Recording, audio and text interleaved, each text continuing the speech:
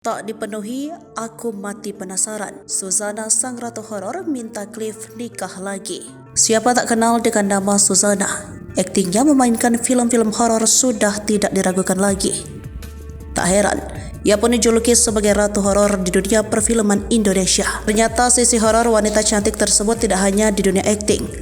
Sebelum berpulang ke sang pencipta, Suzana pernah membuat Cliff Sangrah selaku suami berpikir aneh-aneh. Hal tersebut berhubungan erat dengan wasiat yang ditinggalkan Suzana sebelum meninggal dunia.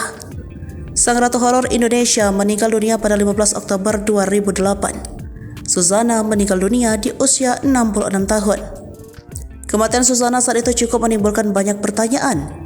Sebab Suzana dalam keadaan baik-baik saja dan tidak menunjukkan gejala sakit apapun meski ia mengidap komplikasi diabetes mellitus. Baru-baru ini Cliff Sangrah mendadak bocorkan dua wasiat Suzana sebelum meninggal dunia.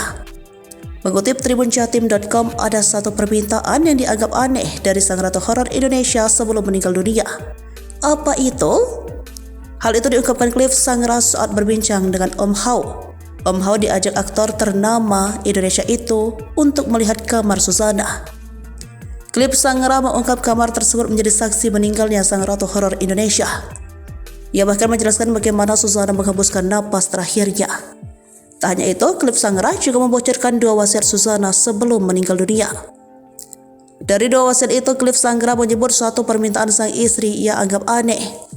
Jika wasiat pertama kepingin anak angkat mereka jadi TNI, dan yang wasiat kedua di mana Suzana minta Cliff Sangrah menikah lagi. Sempat saya tolak, namun ibu Suzana bilang kalau saya tidak bisa memenuhi dua permintaannya, matinya akan penasaran.